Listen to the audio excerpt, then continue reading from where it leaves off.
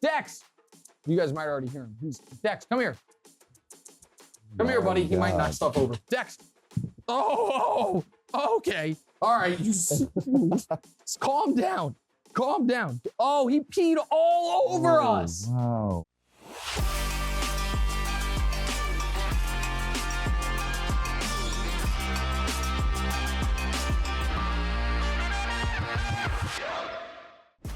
Welcome into episode 11 of the What's Right with Nick Wright podcast and YouTube show. Please like, rate, review, and subscribe on YouTube and your favorite podcast platforms. And be on the lookout for every Sunday, the latest edition of our top 50 players of the last 50 years list, which is kind of a standalone series we are doing. We just released the episode that has players 48 through 44. Some great names on that list.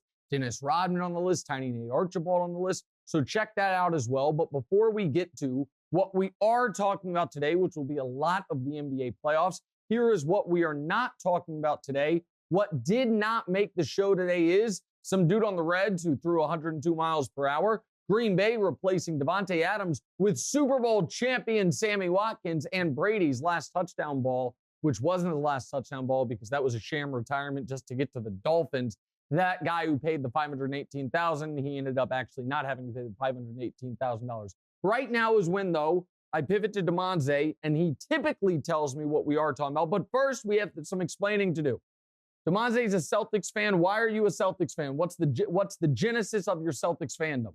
I just loved when the Ray Allen, Rondo, and Kevin Garnett, Paul Pierce. I love that team. You love that team. Rondo was your favorite player. Now, you're not, as we will discuss in a moment, a big Kyrie Irving fan. People are going to think that is a Kyrie Irving Celtics jersey. It is not, however. That is a Nick Wright Celtics jersey. You don't know, however, how I got this. I was given this jersey by none other than total charlatan, politically disingenuous former NBA player Enes Kanter. Enes Kanter, once upon a time, came on my television show, rubbed my head to see if my hair was real, a la Donald Trump, and then gave me this jersey. So it actually says Wright on the back, but we are going to call it a Peyton Pritchard jersey because Peyton Pritchard is number 11 for the Celtics. So you are a Celtics fan. You are not a Kyrie fan. I think we're probably starting with the Celtics. So good morning. Good to see you. What are we starting with? Let's start with the Nets and the Celtics. Yep. My Celtics. My guy Tatum hit a buzzer beater to end game one. Yep.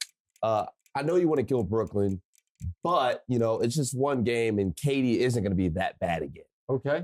They might get Simmons back, and they only lost by one with Katie having a really bad game. Shouldn't they actually feel pretty good about that? Yeah. So that's similar to what Chris Broussard said this morning. Or on Monday morning, I should say, which is, hey, they should feel good. KD's not going to be that bad again, and they only lost by one. That's not how it works in the playoffs. First of all, KD and Kyrie combined for 62 points on nearly 50% shooting. So while KD won't be that bad, Kyrie won't be that good. They're going to combine for around 60 to 70 points per game.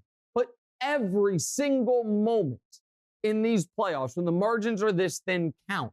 And no, you can't feel good about losing the game when you have a 3-point lead with 45 seconds left and you give up 2 layups to lose.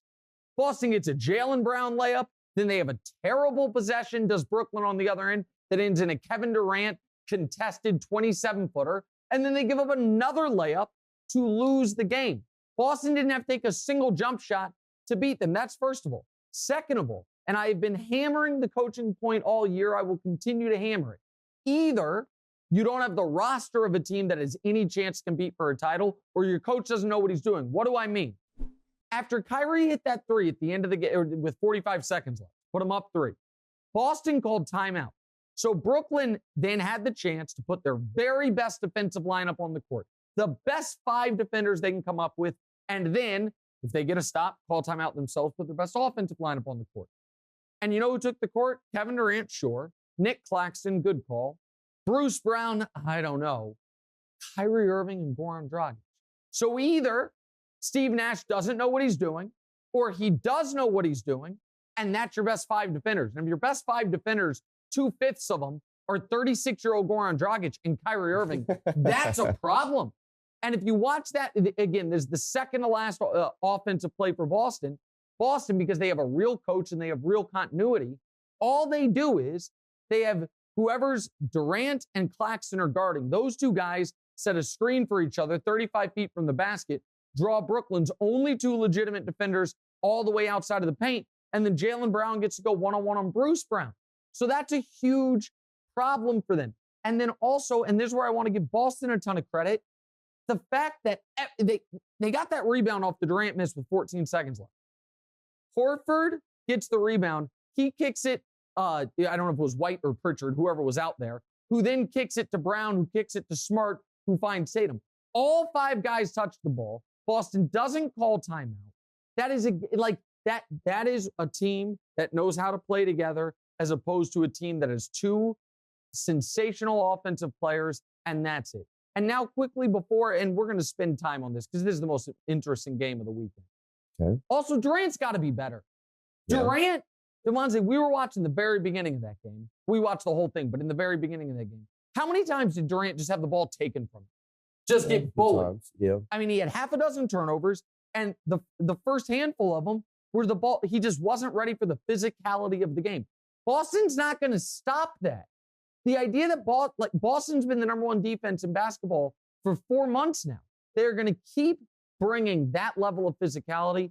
I don't think Brooklyn's ready for it. And Brooklyn now essentially has to win 5 out of 7, which because they had yesterday or Sunday's game 1 and they blew it. Okay, there's other stuff to talk about in this game. Now on to Kyrie. Yeah. We got the full Kyrie experience Sunday. He had 39, 6, and 5 and multiple middle fingers. Yeah. Then he said he was just matching Boston fans' energy after the game and said that there's only so much you can take. What do you think how fans treated him and how he reacted? All right, listen, I am not going to sit here and defend the Boston sports fan. I'm not. That is not what I want to do. And I'm sure they were vulgar to him. I believe him on that. All right. And in general, fans, particularly Boston fans, have a bad rep. Utah Jazz fans have a bad rep. Utah Jazz? Yeah, particularly. That's a whole nother story we can get into at some point. Philly fans have not the greatest rep. There are certain arenas are going to be extra intense, if you will. With that said, of course you're not supposed to flip off the fans. Like those, and the thing with Kyrie, I'm going to tell a quick story from me as a child. And I don't know if you know the story or not, and it's not going to make sense at the beginning, but I'll bring it all together as I so often do. Okay. So one time I was probably 8 years old, and I was with my parents. They were shopping for lights. I was at a place called Rinson House of Lights in Kansas City. It's giant, like almost IKEA-sized place that has like lights and chandeliers. It's family owned, and there's a big, friendly dog who just like stays in the store and lays down. So while my parents are looking for lights, we were like, oh, you can pet the dog and play with the dog. And about 10 minutes, do you know this story? Yeah, I think I do. About 10 minutes later, you hear the dog bark and I'm crying. And I have 2 giant teeth marks on either side of my face. Like he bit my face like that. And I'm crying and I'm upset. And the owners are so apologetic. They're like, oh my God, nothing like this has ever happened. And my dad calls me over. And is like, what happened? And I'm like, I don't know. I was petting him. And what did I just kind of nonchalantly, if you remember the story, tell my dad I did? Do you remember? Did you grab him? Like you grabbed his tail or his... I put my finger up the dog's nose. Yeah. I was a little kid and I put my finger up the dog's nose and he bit me. And I was horrified that he bit me. And the dog shouldn't have bit me. But I also shouldn't have been shocked that if I put my finger up the dog's nose, that he might react poorly. In this analogy, Kyrie Irving is 8-year-old me, and Celtics fans are the dog. Should they be calling him the P word and the B word? No. Should Kyrie be shocked by it? No. And Kyrie's woe is me. Why can't they get over it? Well, let's go through the quick history of this, okay? Kyrie gets to Boston. His first year there, he oddly skips out on even showing up for Game 7 of the playoffs, sitting on the bench. He's not with his team. Then next year, before the season starts, he holds a whole press conference. He's like, oh, I'd love to finish my career here if you'll have me. He immediately starts planning to go play with Kevin Durant. Gets caught talking to Kevin Durant about this at the All-Star game, gets asked about it, and is like, oh my God, friends can't talk with friends. What the hell are you guys talking about? By the way, Sidebar, our young players are totally selfish, don't know how to win. They need to follow me. We then get to the playoffs. They have a good first round of the playoffs. Round 2, they play Milwaukee. Kyrie is awful in that series and demands to guard Giannis. Giannis destroys him repeatedly, and then he immediately bounces. He then, last year in the playoffs, gets to Boston, or before he even gets to Boston, first game back in TD Garden, he's saging the arena. Yeah. Remember that? He's saging the arena. Then in the playoffs last year, he stomps on that stupid leprechaun's face, which, again, right. I don't really care about that, but he did it. And then this game, he gives him the middle fingers repeatedly. And the whole time, he's like, why can't they move on? What are you, like, guys, we're just here to play basketball. Dude, have some accountability. And again, I think fans are out of line all the time. That's a different discussion. But stars in the league don't go around and flip people off. They just don't do it. So much of Kyrie's own drama is self-inflicted. It's just exhausting.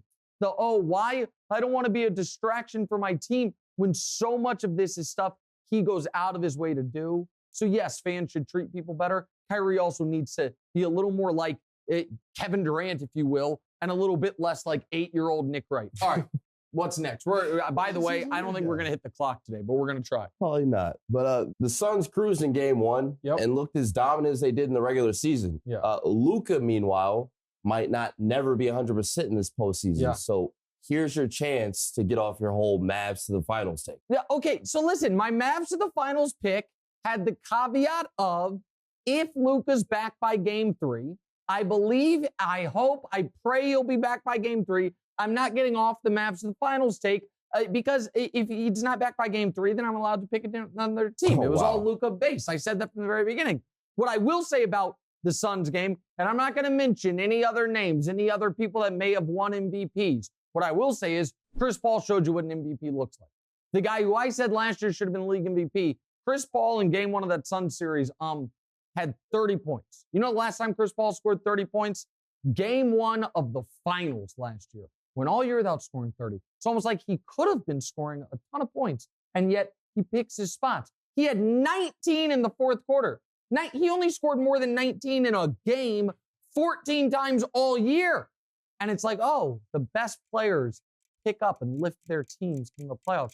I almost wish, I do my thing when it comes to MVPs. I'm not sure. Okay, we're almost out of time. In fact, we are out of time. That's the buzzer. But we have a jaw topic, it looks like. Go ahead, what's last? Finally, the most fun game of the weekend, Memphis and Minnesota. Yeah. 2 of the youngest and most fun teams in the league. Mm-hmm. This could be an epic series. Yeah. So, if you have to build around, who are you choosing, Ja or Ant-Man? Oh, listen, to me, the answer is definitely Ja. Okay, I'm definitely going with Ant-Man, but... How come? I just think he's more solid. You know, he's durable, wasn't hurt, he's playing. Okay, so that's a fair take. I mean, Ja in this game, there were like 6 times I was like, oh my God, he's going to be hurt. Yeah. And he is thin, and he does hit the ground a ton. And Anthony Edwards is built like a truck. That part I agree with. I just think Ja's upside is league MVP. I think Ant-Man's top end is scoring champ. And so, I don't know what the hell that sound is. I think that's them telling us we got to go, or it's my alarm system freaking out. I'm with Ja. You're with Ant-Man. We'll revisit in 5 years. We'll be right back.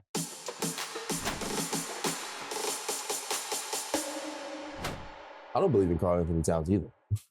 I mean, listen, he's obviously an excellent player, but I think this is year 7, and he just always feels a little soft to me. Yeah, like, and I don't they think could be amazing next year if he gets a little tougher, because Anthony Edwards is a star. You're right about that. I mean, they have 2 number 1 picks that were no doubt number 1 picks, and it's like an unpopular year to have this Karl Anthony Towns take. It doesn't seem like he does great in the postseason either. Well, this is his 2nd time ever. I mean, he's only ever been in the playoffs 1 other time, and that was the 1 year they had Jimmy. But, like, that's the thing is he has these amazing numbers, and before Anthony Edwards got there, it never translated to winning. I don't know. I can't prove it. It's like if Anthony Edwards can be good in the postseason, why can't Cap? And he was, by the way, he almost set the record for most points ever in a player's postseason debut. Do you know who holds that record, by the way? Is it LeBron? It's no, not it's LeBron. Wait, hold on. If it's not LeBron and I'm bringing it up, who do you think it is? It's Kobe, huh? No, Luka. That's Luka. Luka, 42 in his first ever playoff game.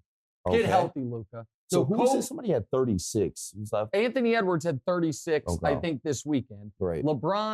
I think LeBron had a 30-point triple-double his playoff debut. I don't remember. Kobe was a teen and coming off the bench his first playoff game. So That's a good point. Yeah, so he wasn't the guy. But it's Luka with 42.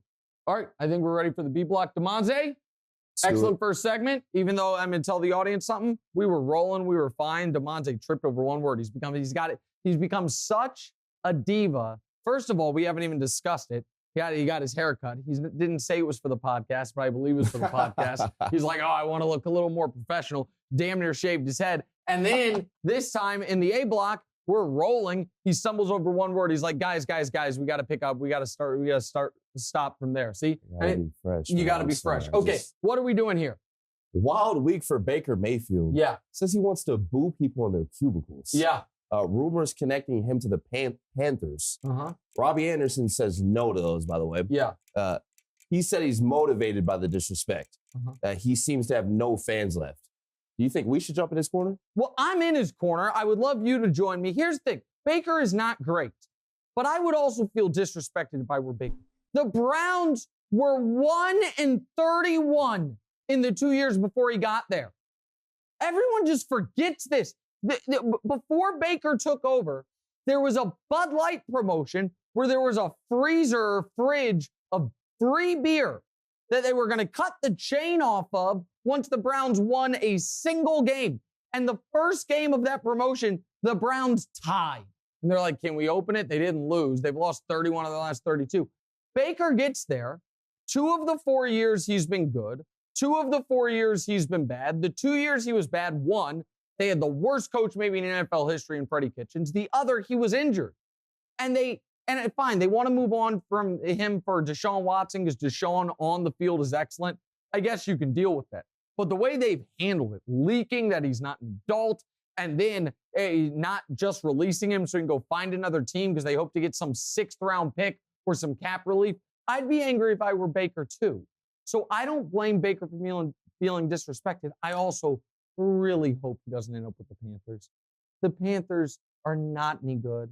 And Baker, if he ends up with the Panthers, I think they just tried this with Sam Darnold. He's better than Sam Darnold, but the top 3 pick that didn't work out in his first place, the Panthers then taking a flyer on him.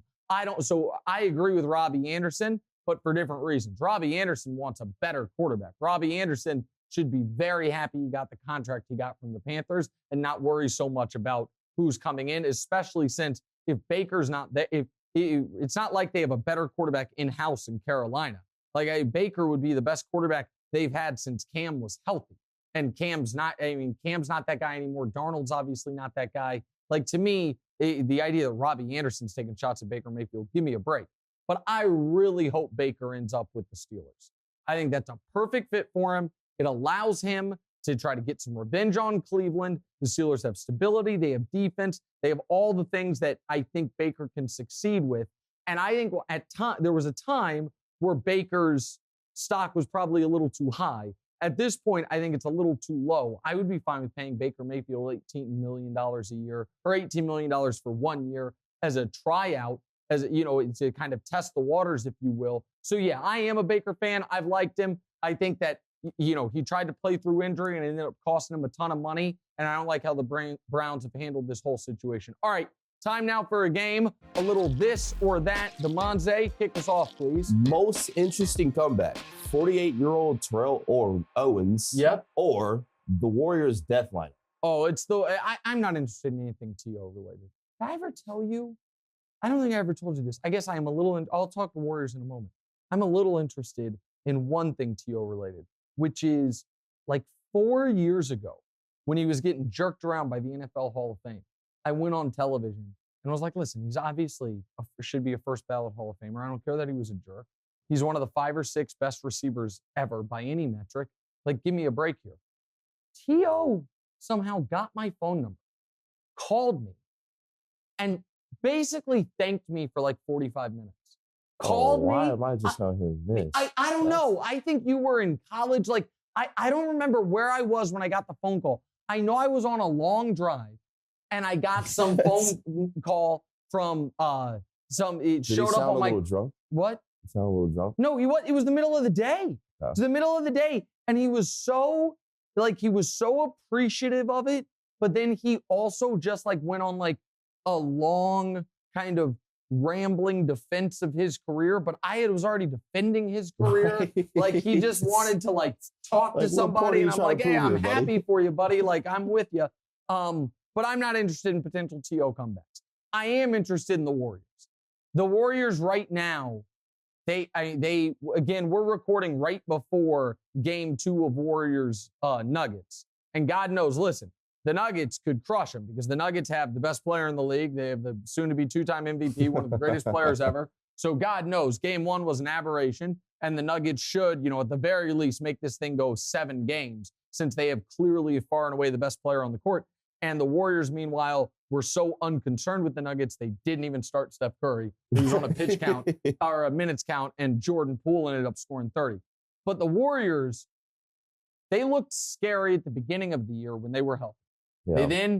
But they weren't even really healthy because Klay wasn't back. Right. Then Klay came back, and then Draymond was out. And then when Draymond came back, Steph was out. And so now they're all 3 potentially back. Plus, Jordan Poole has been a damn revelation. So, yeah, I think the Warriors are you asked me earlier about me adjusting my Western Conference Finals pick. My pick is the Mavs if Luka's back by game 3. If he's not, I don't know what I'm going. I'm a Western Conference Finalist free agent. Okay. I get to survey the landscape, but the Warriors right now look pretty impressive. All right, what's next? Word. Stranger protests. Kyler demanding an extension or Timberwolves fans gluing and chaining themselves to the court. Okay, so Timberwolves fans are mad at Timberwolves owner Glenn Taylor and like his chicken farms or something. I'm more interested in the Kyler. Obviously, the stranger ones are the people gluing themselves to the court and chaining themselves to the rim. That's stranger. But the more interesting is Kyler. I don't know what leverage Kyler thinks he has. There have been, in the last handful of years, 5 guys that after year 3 got quarterbacks, top 5 picks, that after year 3 have gotten big extensions. Mahomes, no doubter. Josh Allen, I didn't think he was a no-doubter, but he got it and has been great. Deshaun Watson, on the field, no-doubter. And then Wentz and Goff, total disasters. Wentz and Goff were total disasters, and they had both accomplished more than Kyler has up to this point in his career. Kyler's the smallest full-time starting quarterback we've ever seen. He keeps getting hurt, and he keeps tailing off at the end of the year. I am not, when he's got 2 years left on his deal, was the number 1 pick of the draft, so he's not in a situation like Lamar's in. Lamar's rookie deal was 4 years, $9 million total. Kyler's is 4 years, $9 million per year, and his 5th-year option is like around $30 million. And the idea that Kyler's going to sit out a season, really? I don't think he has leverage. If I were Arizona, I'd be like, Kyler, you're coming back, buddy. Flatly. Like, we're not extending you right now. So I don't know. I just think Kyler's getting bad advice. And I understand why he wants to get paid right now. But Lamar didn't get a deal after year 3. Lamar had won a league MVP and had won a playoff game. Kyler's not done either, hasn't come close to either. So I'm not sure what the end game here is. And they're not going to trade him, and they're not going to give him a new deal, and he's not going to sit out the season. I think Kyler's getting bad advice. All right, what's next? Okay. More passive-aggressive LeBron tweet. Retweeting Kuzma about the Heat or praising Ty Lue? Oh, I think it's the praise of Ty Lue. When he's saying the Heat, he talked about the Heat developing players. Like, one thing I will give the Lakers credit for, they did a good job in developing players. They developed Caruso. They helped develop Kuzma. Those guys were not, lottery picks. So I don't think that was that passive-aggressive. The Ty Lue thing is definitely passive-aggressive. And now Ty Lue, they ended up blowing that 4th quarter lead. Poor Clippers. Paul George's health and safety protocols, they're out. But regardless, I mean, LeBron gets to just be right about that. He wanted them to hire Ty Lue. They interviewed Ty Lue, and they offered him the job. But they offered him a paltry salary and not enough years. And so the Lakers end up going with Frank Vogel. Ty Lue then goes to the Clippers and proves to be one of the very best coaches in the sport. So yeah, like that's passive aggressive, but it is also accurate. All right, what's last? We might actually hit the clock this segment. This would be amazing. We got a minute left. What's next? Dog with better media training. Yeah. The dog from Baker's podcast or our guy Dexter. Oh, okay. Well, yeah. So I don't think that was Baker's dog, but he's sprawled out on the couch, spread eagle. And this is, well, two things. One is, so look at this.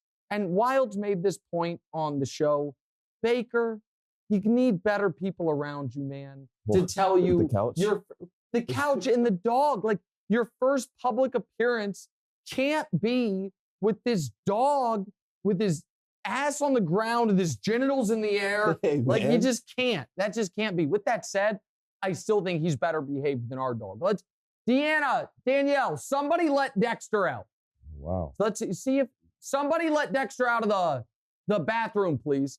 So our dog is, did you guys open the door? Charging. Okay, just let Dexter, just open the door and let's see what he does. Dexy boy. Come here, watch this. Watch this lunatic. Dex. You guys might already hear him. Dex, come here. Come here, buddy. He might knock stuff over. Dex. Oh, okay. All right. Calm down. Calm down. Oh, he peed all over us. Wow. Oh my God. Calm down. Where are you go? Oh, he's knocking everything over. Dexter. No. Okay. Well, no, I was just trying to show them. See, this guy's all a lunatic. Over the Hugo Boss. He peed all over my new sweatsuit. I just took him out. Now he's biting me. He's a maniac. He's a crazy panda bear. Look at this guy. Oh, but you are a good boy. You are a good boy, Dexter. This is why you subscribe on YouTube. I don't know if this is very good for the audio listeners, but now he's biting me again. But this is a great dog. You're a very good boy, even though you're an idiot. We'll be right back.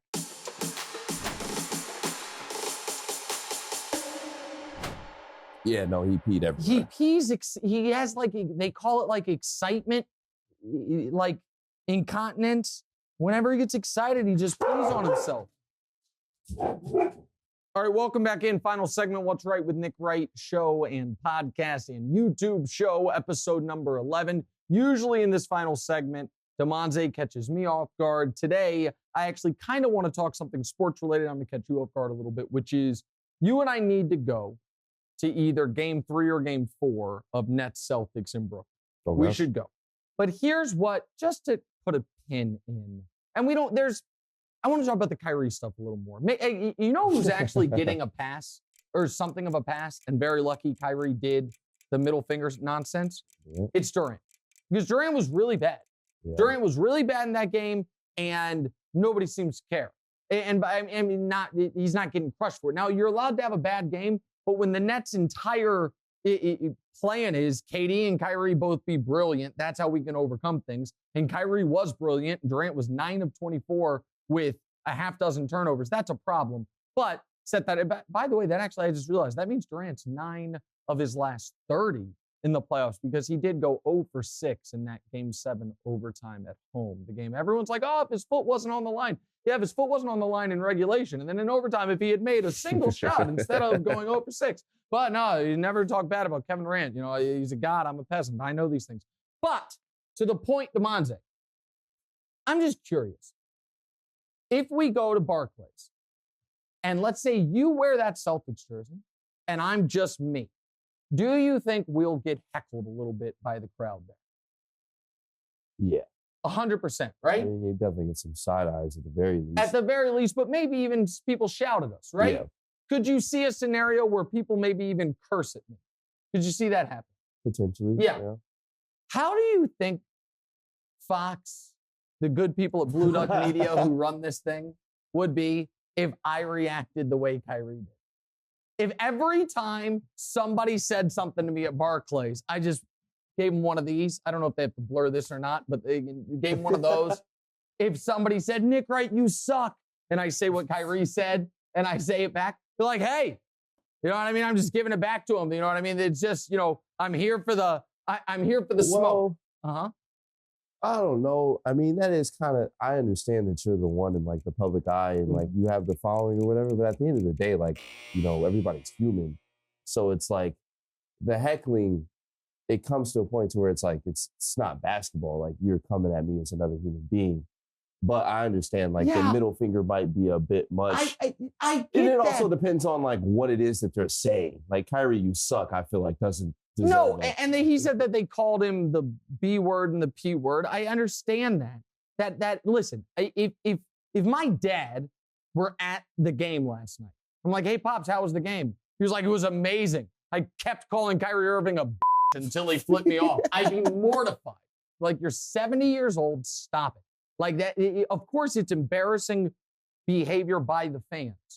But what Kyrie doesn't seem to quite get is this. In an odd way, it is that level of passion that is why the NBA is as popular as it is, and the players make as much money as they do. Because people are irrational about this specific form of entertainment. They care that much about it. That doesn't excuse the behavior, and I think in general, most fan behavior a lot of times is reprehensible. But the guys have learned over their careers, the stars to understand, there's 20,000 people in this arena. If 1% of them are total jackasses and another 1% are just hammered, that's 400 people that could be out of line at any given time. So reacting to it is not in my interest. All the other stars seem to get it. And I understand Kyrie gets it. What? Tell me. Tell me. No, that was bad. I was going to say something about Patrick Beverley, but that's not really his problem. No, his problem's not with the fans. His problem is just with skill level. His problem is with not being a good enough basketball player. That's today's show. Hey, thanks for watching. Smash or just lightly tap that subscribe button. It all works the same. To get more from the show, and make sure you click. Why don't you want to mash the bell too, guys? Or just, lightly tap the bell to get notified every time new content drops. Check out full episodes of What's Right wherever you get your podcasts, or just hit the link in the description below.